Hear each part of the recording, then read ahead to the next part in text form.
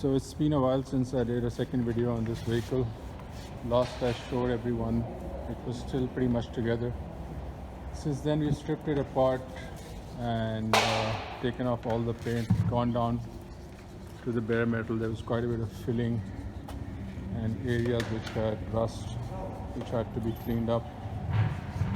And of course we pulled out the diesel engine, the 13 VT, and we're soon going to be putting in the petrol, fabricating the new engine mounts and lining it all up before we take off the rest of the shell and then start preparing it for the paint work.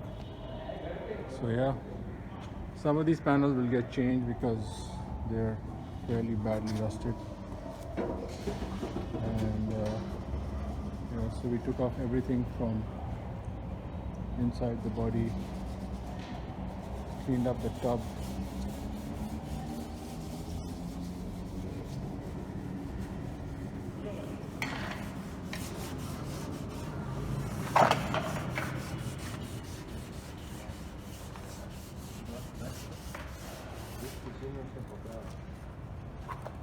cleaned up the fiberglass top. I have another video for that which I'll just show you.